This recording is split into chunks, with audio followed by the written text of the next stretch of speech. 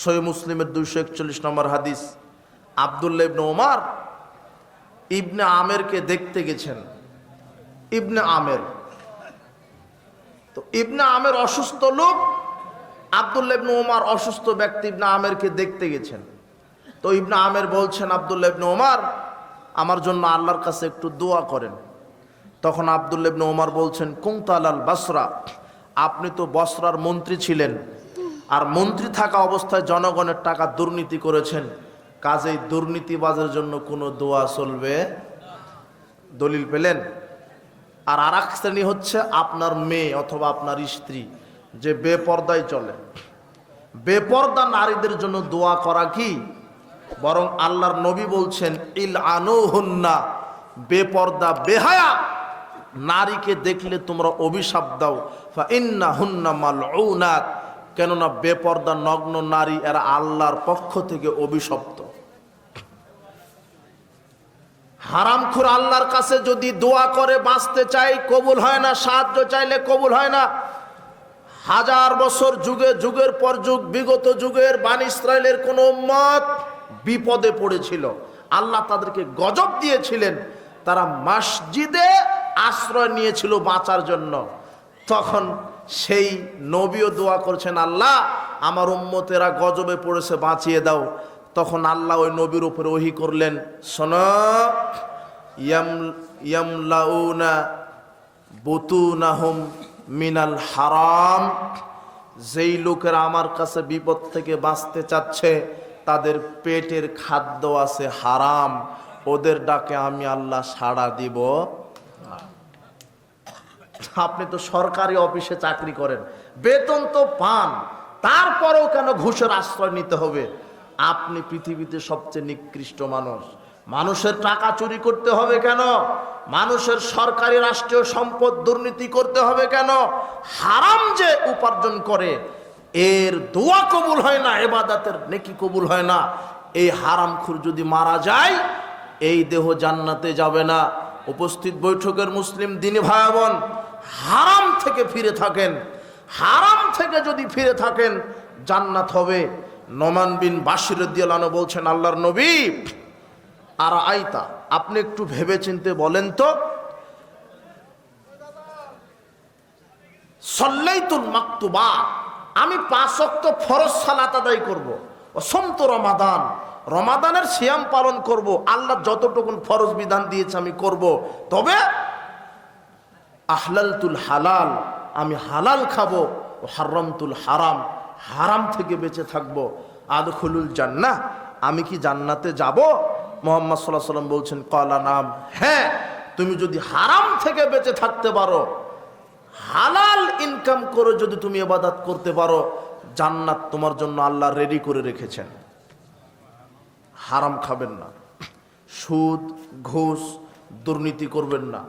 1 টাকা আত্মসাৎ করা, জনগণের 1 টাকা যদি চুরি করেন পরিণাম জাহান্নাম।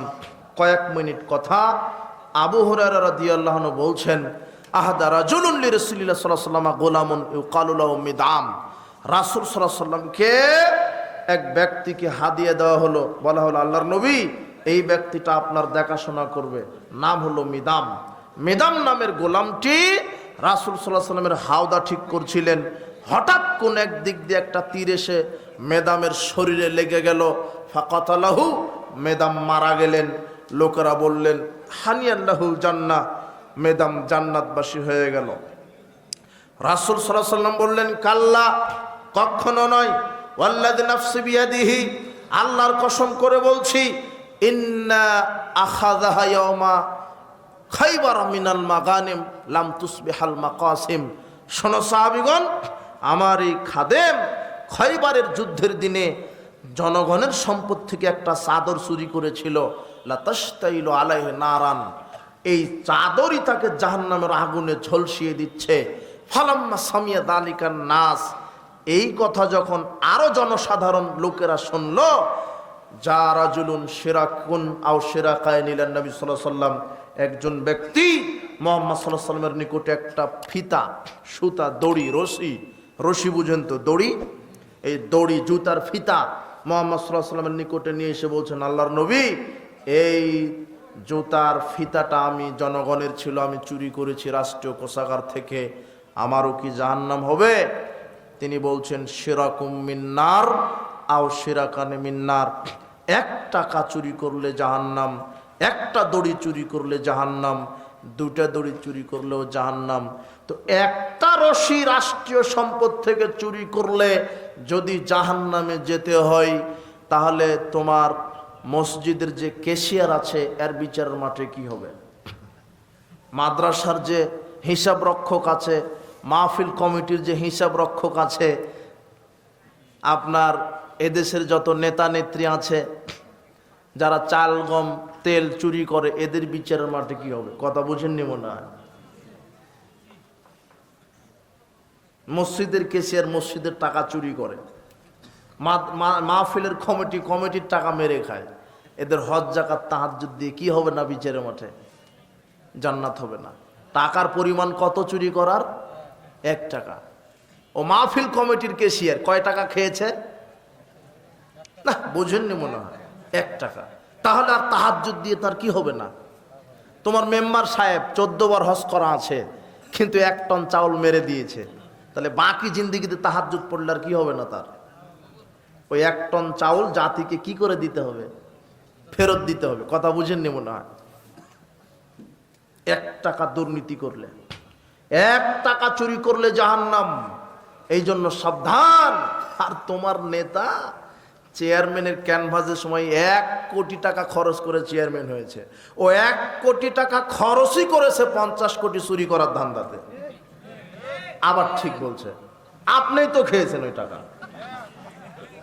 আশ্চর্য কথা, একটা ছাগল বাংলাদেশে বিক্রি হয় 15 লক্ষ টাকা দিয়ে, আর যখন ভোটের সময় আসে তখন আপনার দাম হয় 500 টাকা। ও তো কিনে নিয়েছে ভোট, আবার রাস্তা করার জন্য বলেন কেন? আপনার তো লজ্জা হওয়া দরকার। ও তো ভোট কিনে নিয়েছে, একটা ডিম খাওয়াইছে আপনাকে, 1 কাপ চা। 1 কাপ চা খেয়ে এমন এক হারামখোরকে আপনি ভোট দিয়ে নেতা বানালেন, ও তো নামাজ তো বহুদূরের কথা, ও অজুই জানে না। ও আবার ঠিক বলে, কি এক মুশকিল। তো ঠিক বলছেন, আমি তো ঠিক বলেই তো বলছি। ঠিক, ভোট কেন্দ্রে যাওয়া হারাম, ভোট কেন্দ্রে যাওয়া হারাম। ভোট হলো জাহেলি পদ্ধতি, এটা হলো গণতান্ত্রিক সিস্টেম। এই প্রচলিত যে ভোট পদ্ধতি আছে এটা হলো জাহেলি পদ্ধতি। ইসলাম নেতা নির্বাচন করবে সিলেকশনে, আর গণতন্ত্রে নেতা নির্বাচন হয় ইলেকশনে। পার্থক্য আছে। কিভাবে? ভোটের মাধ্যমে যদি নেতা নির্বাচন হয়, চিরদিন অযোগ্য লোক ক্ষমতা আসবে। কেন? মাঠের যারা আছে জনসাধারণ, এরাই তো অযোগ্য। অযোগ্য লোককে ভোট দিবে। আর সিলেকশনে যদি হয় বাছাই করা, তাহলে যোগ্য লোক ক্ষমতায় আসবে। 10 জন লোক একদিন এক রাত ভেবে চিনতে বলবে যে বাংলাদেশের প্রধানমন্ত্রী কাকে করা যায়। ভেবে চিনতে দেখবে যে না, ডক্টর গালিব আছেন, শিক্ষিত মানুষ, প্রফেসর মানুষ, আল্লাহ ভীরু, কোরআন হাদিস জানা মানুষ, তাকে দেশের প্রধানমন্ত্রী করতে হবে। এটা হলো সিলেকশন। কথা বুঝেননি মনে হয়? এইবারে ভোটের মাধ্যমে দেখেন, সিলেকশনের মাধ্যমে নেতা নির্বাচন হলে তাকওয়াল ব্যক্তি নেতা হবে। আর ভোটের মাধ্যমে যদি নেতা নির্বাচন করেন, এইবারে ডক্টর গালিবকে দাঁড়িয়ে দেন এমপিতে, এই খুঁটিটা এমপি, মদিনা বিশ্ববিদ্যালয় থেকে ফারেক এমপি, আর এই খুঁটিটাও এমপি। এটা হলো হিরো আলম, এও এমপি। এটাও কে? এটাও এমপি। এও এমপি পদপ্রার্থী, এও এমপি পদপ্রার্থী। আপনার তারাগঞ্জের 99 জন আলেম এই মাদানিকে ভোট দিয়েছে এমপি হিসেবে দেখতে চাই, আর হিরো আলমকে 100 জন লুচ্চা, সিনেমাখোর, গাঁজাখোর, মদখোর ভোট দিয়েছে। বলো তো গণতন্ত্রের নেতাকে কেন? ও একটা ভোট কি পেয়েছে? বেশি। এটা হলো ভোটের ফজিলত। যত হারামখোর, গাঁজাখোর, লুচ্চা, সুর, ডাকাত, বদমাশ এই প্রচলিত গণতান্ত্রিক পদ্ধতিতে যদি নীতি, এই নেতা নেতৃত্ব কায়েম থাকে, এই হারামখোরেরা আবার নেতৃত্বে চলে আসবে। আবার তোমরা বলছো না ফ্যাসিস্ট তাড়িয়েছি, তোমরা কিছুই তাড়াওনি। আর একটা ফ্যাসিস্ট হা করে আছে, শুধু ডক্টর ইউনূস বলুক যে আগামীকাল ভোটের মাধ্যমে নেতা নির্বাচন হবে, তাহলে একটা যে গেছে ফ্যাসিস্ট, আর একটা ফ্যাসিস্ট তৈরি হয়ে যাবে, আর একটা চলে আসবে। জি না, এইভাবে নেতা নির্বাচন নয়। নেতা নির্বাচন হবে সিলেকশন, বাছাই পদ্ধতিতে। এটা হলো ইসলাম। গণতন্ত্র ইসলামে হারাম। গণতন্ত্র মানুষের বিধান, আর ইসলাম আল্লাহর বিধান। গণতন্ত্র মানব রচিত জীবন বিধান, আর ইসলাম আল্লাহ প্রদত্ত জীবন বিধান। গণতন্ত্রের সকল ক্ষমতার উৎস জনগণ, আর ইসলামের সকল ক্ষমতা আল্লাহর। গণতন্ত্রের সার্বভৌম ক্ষমতার মালিক জনগণ, আর ইসলামের সার্বভৌম ক্ষমতার মালিক আল্লাহ। গণতন্ত্রে বিধান আইন পরিবর্তনশীল, আর ইসলামে আল্লাহর বিধান অপরিবর্তনশীল। পার্থক্য হচ্ছে না? গণতন্ত্রে নারী নেতৃত্ব জায়েজ, আর ইসলামে নারী নেতৃত্ব হারাম। পার্থক্য আছে। এই জন্য মানুষ মানুষের বিধান দিয়ে পরিচালিত হতে পারে না। মানুষের স্রষ্টা আল্লাহ, মানুষের স্রষ্টা আল্লাহ। মানুষ চলবে আল্লাহর বিধানে। এই দেশ, এই পৃথিবী আল্লাহর। এই পৃথিবীতে নেতৃত্ব দিবে আলেম ওলামা, যারা কোরআন সুন্নাহ জানে, যারা তাকওয়াশীল, যারা পরহেজগার। আরে ইমাম মানেই তো নেতা। আপনি কি ঘোড়ার ডিম, আপনার বিবেক বুদ্ধি পায়খানা হয়ে গেছে, আপনি বুঝতে পারেননি। আপনি মনে করেছেন ইমাম মানে যে 5 ওয়াক্ত সালাত আদায় করাবে, এই পর্যন্ত শেষ।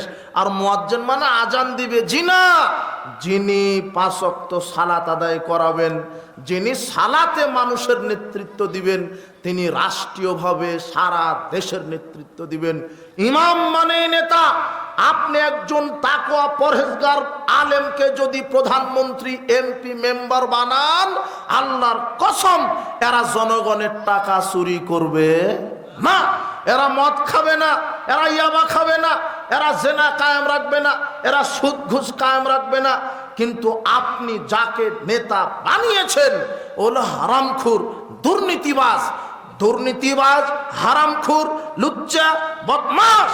এরা রাষ্ট্রের নেতা হতে পারে না। আরে বেনামাজি, হারামখোর, লুচ্চা, এরা রাষ্ট্রের নেতা হতে পারে না। রাষ্ট্রের নেতা হবে যে 5 ওয়াক্ত সালাত আদায় করে, যে 5 ওয়াক্ত সালাত আদায় করে। মসজিদ কমিটির সভাপতি কাকে করেছেন? ও তো সালাতই আদায় করে না। ও নেতা হবে মানে? মসজিদের সেক্রেটারি মুখে দাড়ি নাই, ও নেতা হবে মানে? মসজিদের ক্যাশিয়ার ও হলো বিড়ি সিগারেট জর্দাগুল খেয়ে বেড়ায়, ও মসজিদের নেতা হবে মানে? আরে বেনামাজি মসজিদের নেতা তো বহু দূরের কথা। বেনামাজিকে টয়লেটের সভাপতি হওয়ার যোগ্যতা তার নাই। আপনি বেনামাজিকে নেতৃত্ব দিলেন কেন? মুখে দাড়ি নাই, ও নেতৃত্ব দিবে কেন? সমাজের নেতৃত্ব হবে যিনি মসজিদের নেতা, মসজিদের ইমাম, মসজিদের সভাপতি, সেক্রেটারি, ক্যাশিয়ার। 4 জন সমাজ চালাবে। কয়জন? 4 জন। যেখানে অনৈতিক কাজ সেখানে 4 জন গিয়ে বাধা দিবে। যদি যুবকেরা বিড়ি সিগারেট গাঁজা মদ খায়, ইমাম, সভাপতি, সেক্রেটারি, ক্যাশিয়ার গিয়ে বলবে 24 ঘন্টার মধ্যে আমার এলাকাতে বিড়ি সিগারেট গাঁজা কেউ খেতে পারবে না, কেউ বিক্রি করতে পারবে না। এর নাম নেতা। কিন্তু কি করে? ও নেতাই তো গাঁজা খায়। কথা বুঝেননি মনে হয়? ওই ইমাম বলবে কি করে সিগারেট খাও না? ইমাম নিজেই তো জর্দা খায়। তুমি সিগারেট খাও আগুন দিয়ে পুড়িয়ে, আর তোমার ইমাম খায় ওটা চাবিয়ে। একই জিনিস না? বোঝনি মনে হয় তুমি। ওই সিগারেট আর ওই যে কি জর্দা, দুটাই তামাক পাতা থেকে। আপনার এই রংপুরের ভিতরে কোথায় জানি তামাক চাষ হয়? হ্যাঁ, এটাই। আচ্ছা আচ্ছা আচ্ছা। আমি আজ থেকে 8-9 বছর পূর্বে কুষ্টিয়ায় গেছিলাম, নতুন তখন কুষ্টিয়া যাওয়া। তো কুষ্টিয়াতে একর একর জমিতে তামাক চাষ হয়, একর একর।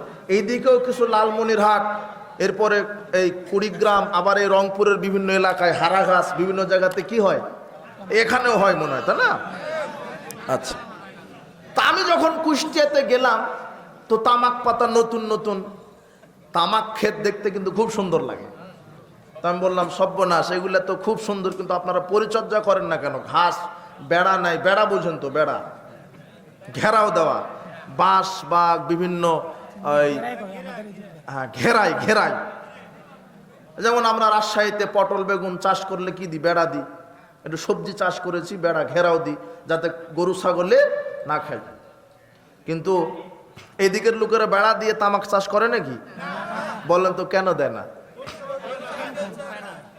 গরুয়ে খায় না, ছাগলে, বান্দরে খায় না, কুকুরে খায়, শুয়োরে খায়, শুয়োরে।